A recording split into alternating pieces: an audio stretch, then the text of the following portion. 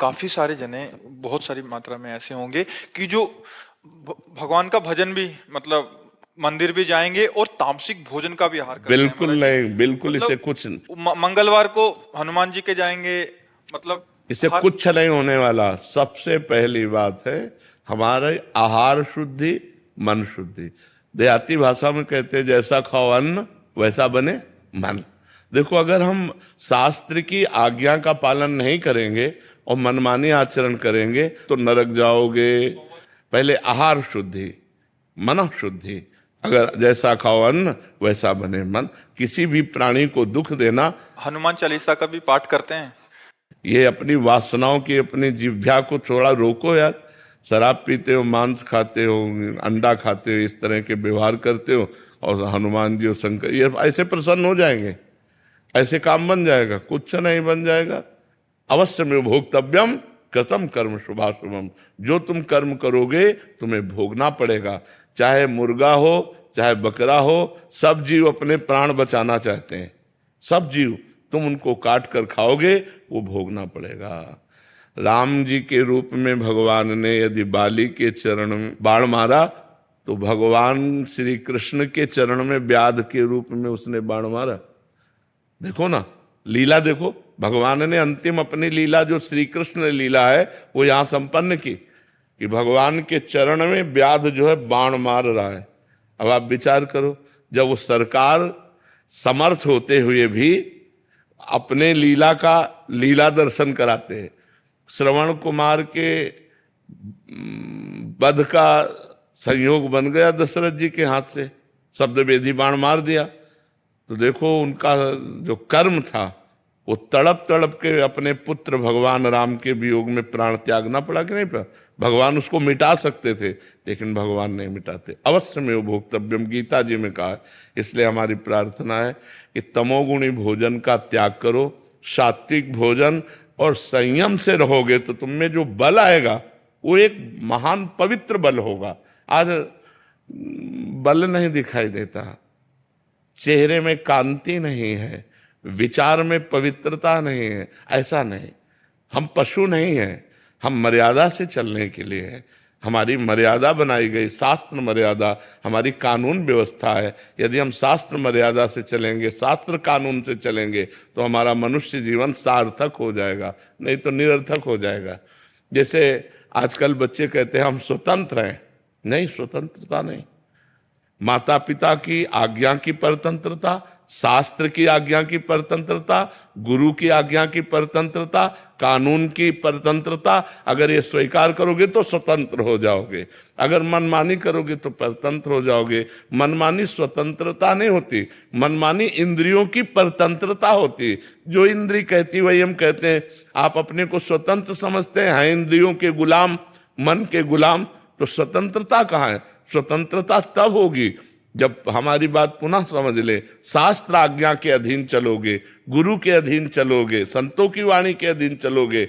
भगवान शास्त्र और संतों के रूप में विराजमान है तो आप स्वतंत्र हो जाओगे, माया मुक्त हो जाओगे। तो आचरण और भोजन, ये दो का बहुत बड़ा योग है। अगर हमारा भोजन ठीक तो हमारे आचरण ठीक होंगे, हमारे आचरण ठीक तो हम भगवान को प्रसन्न कर सकते हैं। गंदा आचरण। अभी कल परसों ही एक प्रश्न आया था कि गांव देहात में महाराज जी क्या है कि छोटे छोटे देवी जी के मंदिर हैं और गांव में किसी के घर में बच्चा हो रहा है या शादी हो रही है तो महाराज जी बकरा लेके और फिर उसका वो करते हैं, बलि देते हैं। फिर महाराज जी फिर पूरे गांव वाले आते हैं, फिर पूरा मांस वो करते हैं, मंदिर भी जा रहे हैं महाराज जी, देवी की आराधना भी कर रहे हैं। ये सब ये भोजन, ये आसुरी वृत्ति है, इससे भगवत प्रसन्नता नहीं होती। हम सबको बताना चाहते हैं, जगदम्बा को जगत जननी कहते हो तो बकरे की भी माँ है। जगत जननी है ना, माँ अपने पुत्र की बलि से प्रसन्न कैसे हो सकती है? हमें तो नहीं समझ में आता। और जब वो जगत जननी है तो बकरे की भी माँ है, वो भैंसे की भी माँ है, वो गाय की भी माँ है।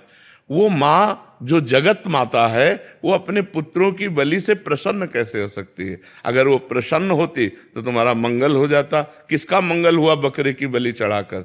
हमें बताओ। देवी अप्रसन्न हो जाएंगी अगर नहीं किया ऐसा, तो महाराज जी ये भी माने।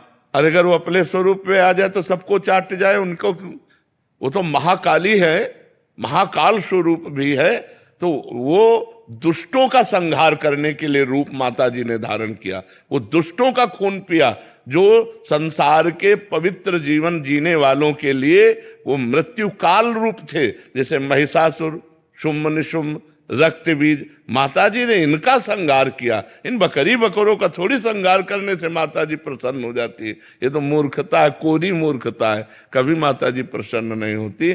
हमें लगता है कभी ऐसे कार्य नहीं करने चाहिए और ये सोचो कि माँ प्रसन्न हो जाएंगी, मुझे ऐसा नहीं लगता। माँ ऐसे नहीं, कुपुत्रो जायते क्वचिदपि कुमाता न भवति।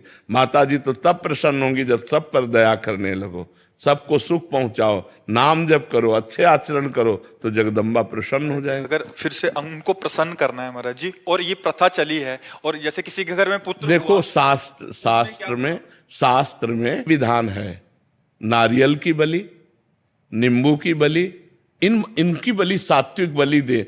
आप कच्चा नारियल की बलि दे सकते हैं, तो ये भी बलि तो मानी जाती है। ये सब मनमानी आचरण है, इससे देवी प्रसन्न नहीं होती है। और देवी को रक्त चाहिए तो चराचर जीवों के हृदय में देवी विराज। देवी प्रपन्नार्थ हरे प्रसीद प्रसीद मातर जगतोखिलस्य प्रसीद विश्वेश्वरी पाहि विश्वम त्वमीश्वरी देवी चराचरस्य। त्वमीश्वरी देवी चराचर से, वो चर अचर की ईश्वरी है, उनको किसी के खून की जरूरत है, माँ को किसी की खून की जरूरत है।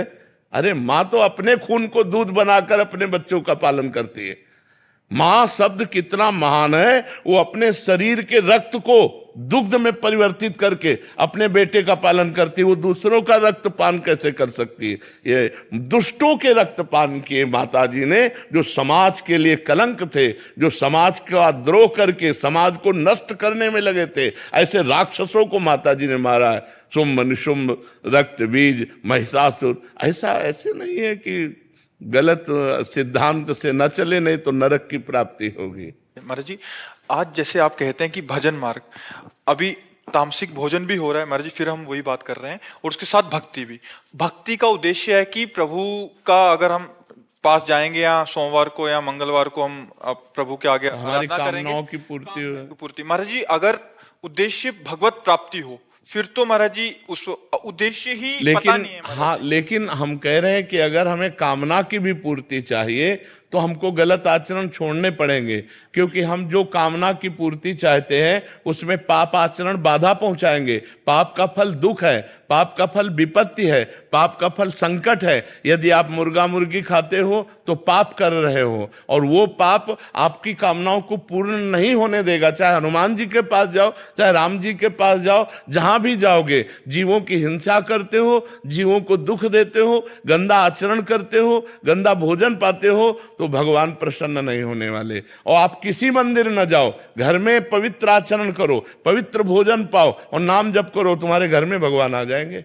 कहो सो कहां जहां प्रभु नाही, हरि व्यापक सर्वत्र समाना, प्रेम ते प्रगट होए मैं जाना। तो प्रेम कहां से आ जाएगा जब अपराध करोगे? इसलिए सब जो कामना भी पूर्ति चाहते हैं तो उनको चाहिए कि गंदा भोजन और गंदे आचरणों का त्याग करें, तो उनकी कामना जल्दी पूर्ण हो जाएगी, निश्चित पूर्ण हो जाएगी। समझते हैं कि मतलब मुर्गा और मछली का हिंसा करने से ये जीव हिंसा के अंतर्गत नहीं आता। क्यों नहीं आता? तुम्हारी अंगुली काटे तुम्हें कैसा लगेगा? दर्द नहीं लगेगा? उन जीवों को देखो, एक चींटी के भी पीछे अंगुली लगा के देखो, ऐसे वो भाग रही अपने प्राण रक्षा के लिए। क्या उनमें जीव नहीं है?